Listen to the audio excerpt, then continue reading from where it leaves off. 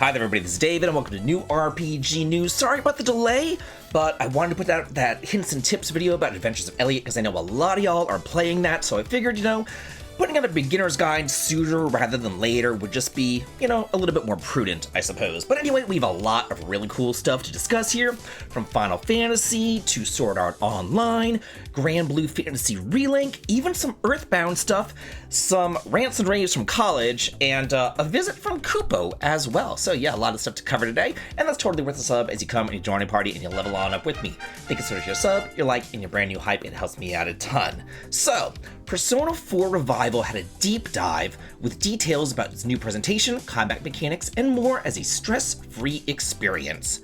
It says that the deep dive was about 20 or so minutes long, but it didn't reveal any significantly new information. Everything is pretty much the same as the stuff that we know, but basically everything was just kind of like detailed just a little bit further.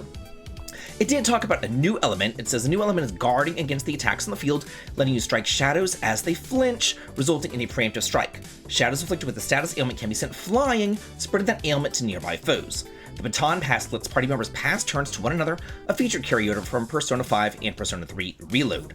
There's also Prime Time, that is a new gauge that attacks foes with relentless attacks, dropping all skill costs to 0, and the Prime Time finish concludes the state, dealing massive damage. It also has been noted that all voices in the game have been re-recorded, even minor events. Yeah, there's a whole new bevy of voice actors here. It says, plus there will be new songs, including the opening theme and battle music. He also states that the remake follows a different color. Oddly enough, it looks very yellow to me, but whatever. With the title presenting the game as a stress-free experience and featuring updated, modern design sensibilities. Remember, this is coming out on February the 18th for the Xbox, the PS5, and the PC.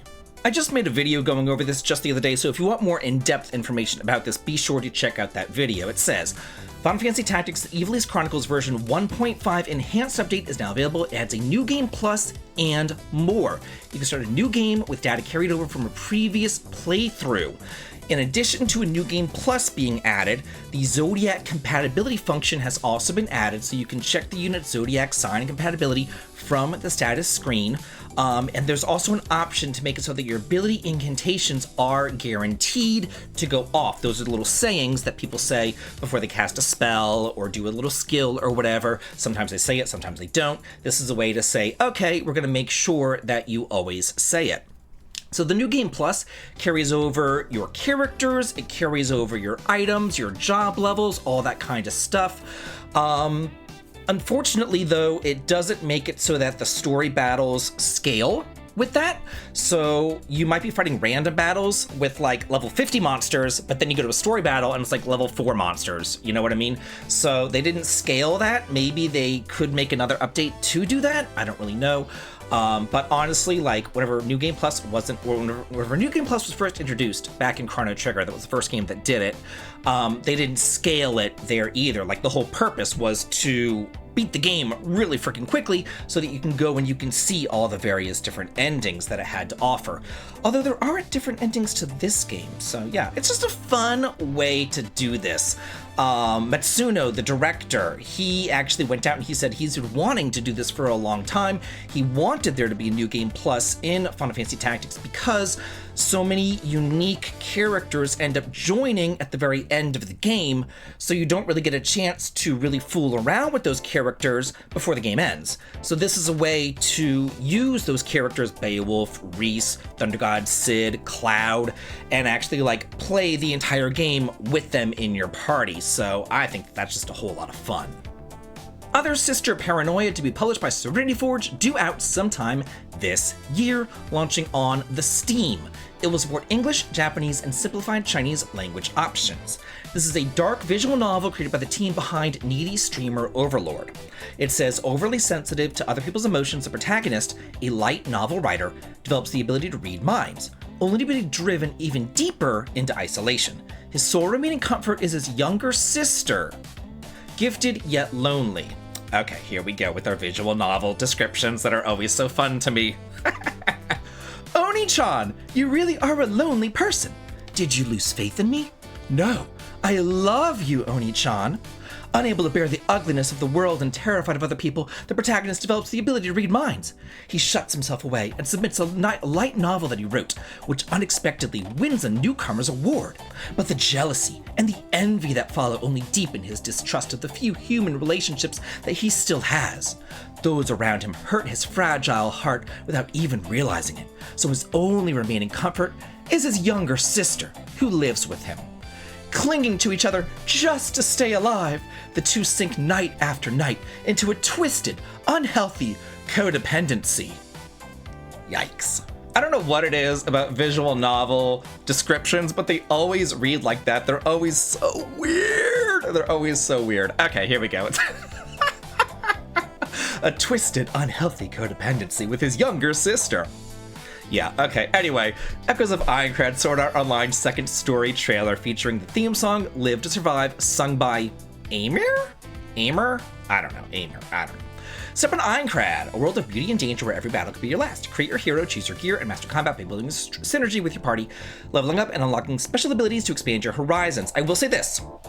Last week, I came to y'all and I told you that there was a demo available for Sword Art Online. And, I told y'all that, I put out a video about my experience with the demo. I had early access to that demo. And I saw a lot of people agreeing with me. But then I saw a lot of people like, you don't know what you're talking about. You don't know anything. Oh my gosh, blah, blah, blah, blah, blah, blah, blah, blah, blah. This is the best game ever. And then the demo came out. Silence. Didn't hear another frickin' comment about it. So I just want to know, was I proven correct? Ha! Is that possible? Was I actually proven correct with my early access to the demo? And everybody's like, oh gosh, she was actually right. I should probably shut up. I don't know. Let me know. People love to doubt me. People love to yell at me all the time. But all I can do is be honest. That's all I can do. I didn't like it. So all I can do is be honest. You're like, hey, if you like it, more power to you. Go play the game. Have fun. I really don't care. I didn't like it. Just saying. Anyway, speaking of demos, Granblue Fantasy Relink Agnes Ragnarok now has a demo available. This is coming out for the PS5, Switch 2, PS4, and PC. I think it's weird how it's coming out for the PlayStation 4, but not for the Switch 1. I just think that's kind of odd. Anyway, you can play the story mode, the quest mode, or the tutorial mode. So the story mode is an early portion of the main story, obviously. The quest mode is quests either solo or with others, and there's a total of 4 different quests that you can try out. You complete 3 quests, and it unlocks the 4th quest. And then it says, Endless Ragnarok is an expansive new addition to Granblue Fantasy Relink. Clear the quest, The Tale of Bahamut's Rage, in Relink to unlock Chaos difficulty quests and embark on Endless Ragnarok story. Summons, an all-new battle mechanic, will be unlocked upon beginning Endless Ragnarok story and obtaining your first summon. These powerful allies may be used in Chaos difficulty or higher quests. In addition to the new features to be added with Endless Ragnarok, Granblue Fantasy Relink will also receive a major update. So, just to clarify, there's Granblue Fantasy Relink, which came out a couple of years back. Then there's Endless Ragnarok. Now, you can purchase Endless Ragnarok by itself, which would also come with Granblue Fantasy Relink. It's an addition. Or you can download, if you already have Relink, you can download the Endless Ragnarok edition. So, just clarification here. To make the game more accessible and enjoyable, a number of qualitative improvements will be implemented along with overall game rebalancing and the addition of new side quests. So if you want to check out the demo, it is now available. Kyoto Xanadu details more characters, requests, cursed armor, and conversation events. We have some new characters. Wyatt Warren, let's see what he's all about. It says, a brilliant third-year student who serves as the receptionist of Hirasaka Academy's research building. A member dispatched from the American company affiliated with the Zodiac Corporate Alliance, he is neither a member of Suruga's team nor one of his subordinates. While he speaks in an administrative manner, he occasionally invites Ray to participate in questionable experiments, and his quick-wittedness also causes him to sometimes jump to wild conclusions. Then there is Marina Ueno? I don't know. It says, a female student who serves as the receptionist of Hirasaka Academy's chapel. She deeply admires Luana, who is sometimes known as a Saint of Siena, and is also a member of the Nameless Fruit. She's a member of the Nameless Fruit team. What is that? Oh my god, the nameless fruit. I can't even deal with this. Although she's often absent-minded and prone to mistakes, she studies hard every day in hopes of becoming a full-fledged sister. Oh my god, okay. So it looks like these two are just quest givers. I don't know how I'm going to get through this. By accepting requests from the various facilities at Hirosaka Academy and completing them with the labyrinth before returning, players can earn rewards and contribution points from the Academy. You could also do requests from the training ground. Subjugation requests can be completed by defeating a specific number of monsters within the labyrinth, and those are given by Dogi. And then the chapel from the girl in the nameless fruit. Rescue requests from the chapel can be completed by rescuing lost students who are stranded in the uncertain domain. So yeah, oh my gosh. The Relic First Guardian launches on July 31st for the PS5 and PC, and later on this summer for the Xbox as well as the Switch 2. This is a dark fantasy Souls-like action RPG. Here you embark on a heroic adventure to save the world. The once prosperous Arsiltis was swallowed up by the void created by the destruction of the Great Relic and transformed into a land of death. Now your mission is to find the pieces of the broken Great Relic and close the void. Grow your character with various skills, solve the riddle of Arsiltis, and lead the world back to prosperity. You are the last hope of Arsiltis. Tomo Endless Blue adds a Switch 2 version. This is an anime-style open-world creature collector action RPG. It says that it's going to be released alongside its previously announced PC version. Set sail through the Endless Blue, an ocean realm inhabited by the Tomo. Team up with your companions to fight or enjoy daily life. Build vehicles and contraptions to explore the procedurally generated islands and villages and meet unique characters along the way. When the worlds end, fragments of their civilizations become islands adrift in the Endless Blue. As players embark on a journey to uncover the story of each procedurally generated island, they discover vibrant villages filled with characters and Tomo living their lives. Every island and village is a microcosm of a unique civilization. Whether players want to battle alongside Tomo companions, build intricate vehicles and contraptions out of blocks, or live a cozy life with their friends, the world of Endless Blue is theirs to discover. Every time I see procedurally generated, like back in the day, we had procedurally generated games, like Lufia, Ruins of Lore for the Game Boy Color immediately comes to mind, but, you know, and it was fine. I never really liked them all that much, but it was fine. But, you know, also like the Ancient Cave, Lufia 2, it was there.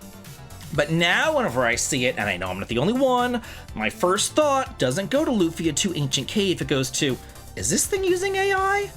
It doesn't say that it is, but still gotta question. Capcom announces Gamescom 2026 lineup, including playable Dragon's Dogma 2 Dark Arisen, as well as Mega Man Dual Override. Woohoo! Two titles make their playable debut. This, though, is in Cologne, Germany, so ain't no way that I'll be going. It says it will feature around 60 playable demo stations across more than 950 square meters.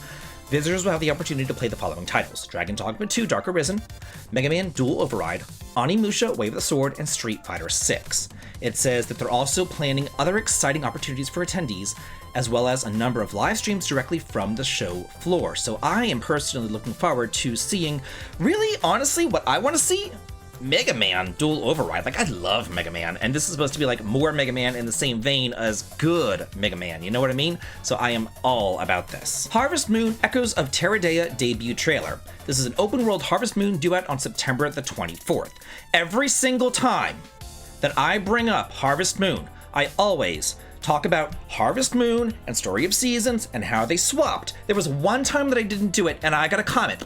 How dare you not mention that Harvest Moon isn't actually Harvest Moon? You are doing a disservice to gamers everywhere by not saying that.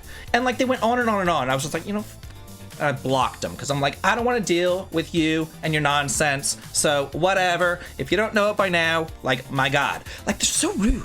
They're so rude. Like, you can take the information, you could do with the information as you want, but there's no reason to be so rude. I don't understand. Like, what did I ever do to this person to be so rude? It's unbelievable to me. Unbelievable. Anyway. Raised in the quiet comfort of Bloomfield Village, your life is about to change forever. A mysterious mist creeps from the Forest of Echoes. Wild beasts roam under the cover of night, and strange disasters threaten villages across the land. Explore a vast living landscape filled with hidden caves, remote islands, and lively towns. Build your farm, forge friendships, and even find love as you shape your destiny in Terradea. Travel alongside your animals, each with special abilities that help you leap across terrain, break through obstacles, and uncover valuable treasures. Along the way, you'll meet unforgettable allies like the Harvest Goddess and ingenious inventor Dr. Jr., befriend powerful guardian spirits, and take on the mysteries below earthquakes, violent storms, and looming darkness that threatens everything that you know. Apparently, this is an open world Harvest Moon as well. I swear, some people ain't got no home training. So rude. Anyway, Digimon Story Time Stranger free update launches on July the 9th, adds Terriermon assistance, graphic mode options, and more. Enjoy the game at up to 60 frames per second on console. This is a free update coming out on July the 9th for the PS5, Xbox, and PC, and at launch for the Switch 2 as well as the Switch 1 on July the 10th. So it's adding those 4 things: the Terriermon assistant as a playable character, a photo mode during field exploration, adds a screen to check Digivolution conditions on the Digifarm, and a graphics mode selection option. It's the 45th anniversary of Wizardry! The main visual unveiled. Maybe it will be time for me to actually play a Wizardry game. I wasn't even back as a kid, I wasn't into Western RPGs. It was pretty much as far as RPGs were concerned. There was the JRPGs, Final Fantasy, Dragon Quest, things like that. And then there was obviously the Western RPGs. And pretty much you had Wizardry and you had Ultima. And I tried some Ultimas. I tried Exodus. I tried Quest of the Avatar. And I tried Runes of Virtue 2, Exodus, Quest of the Avatar for the NES, Runes of Virtue 2 for the Game Boy. Of those, I don't really like them. I think the only one that I actually put really any kind of time into was the one for the Game Boy, simply because it was on the Game Boy and you're kind of trapped in the car with it and you just kind of play it, But yeah, the Wizardry ones, I saw some pictures on the Nintendo Power and it was just black. It was just black dungeon crawling. I'm like, what is this? So I never really got into it. I know that, there's something good there. It went on for 45 freaking years now, and I would like to get into it, but I just haven't. So that's my personal Wizardry story. If you like Wizardry, hey, awesome. Good for you. It says, to kick off the 45th anniversary, the official Wizardry 45th anniversary special site, this, that black stuff, it was just black, it was nothing but black. Anyway, was this. It keeps on coming and going. It was recently launched. The illustration connects a 45-year history with an expanding path into the future. And there's also a 45th anniversary special survey on their official site that you can fill out to talk about Wizardry and what you would like to see in the Wizardry series. I remember I went to a flea market whenever I was, 10 or 11 years old. I was with my brother and my mother. And, we're just kind of walking around. Me and my brother were together. My parents went off to do whatever. And I saw a stall and it had some NES games. And most of them were $5.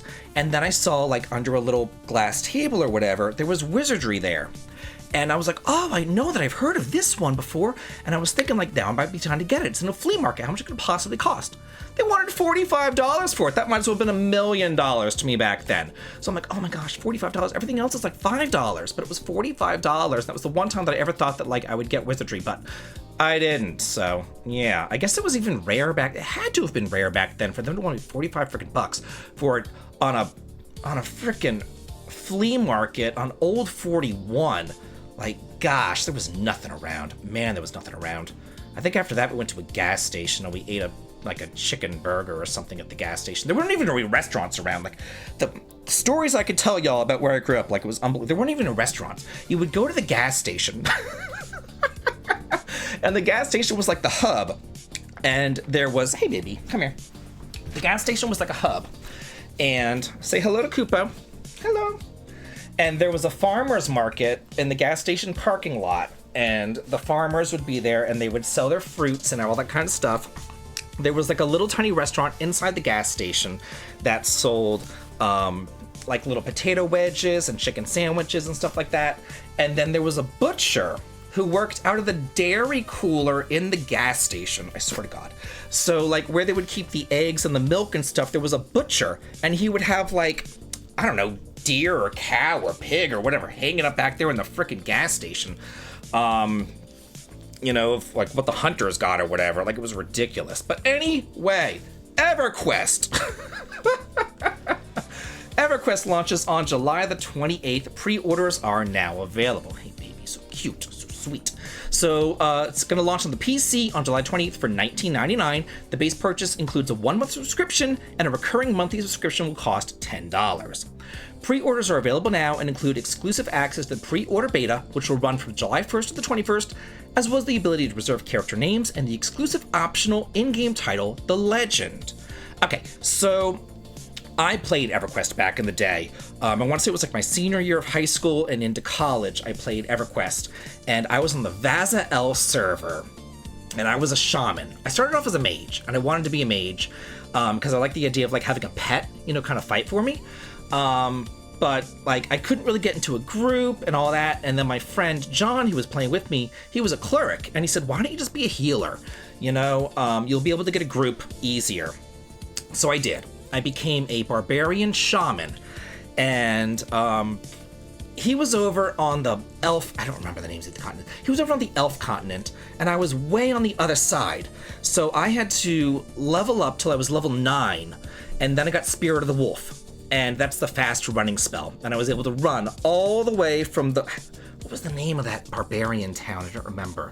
Anyway, I had to run all the way from the barbarian place through the entire continent and everything, and then take a boat over to the elf place where my friend was, and then we got into groups together, and it was a whole lot of fun. I loved EverQuest. I had a blast with EverQuest. I was the first shaman on the Vaza L server to get my epic weapon. Yes, Kupo, I got my epic weapon. It was very exciting. Okay, so EverQuest Legends been designed from the ground up to appeal to players who enjoy playing the game solo or casually.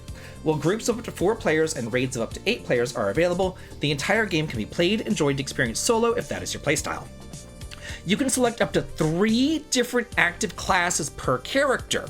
For example, you can make a rogue, paladin, and wizard, and utilize new ways to upgrade your weapons and armor. So that's really fun. It says at launch, EverQuest Legends will feature the content of Antonia, which is pre-Kunark. I joined whenever Kunark, on the cusp of Kunark, and then they added Velius. Like a month later, they added Scars of Velius. It was Ruins of Kunark, and then they added Scars of Velius.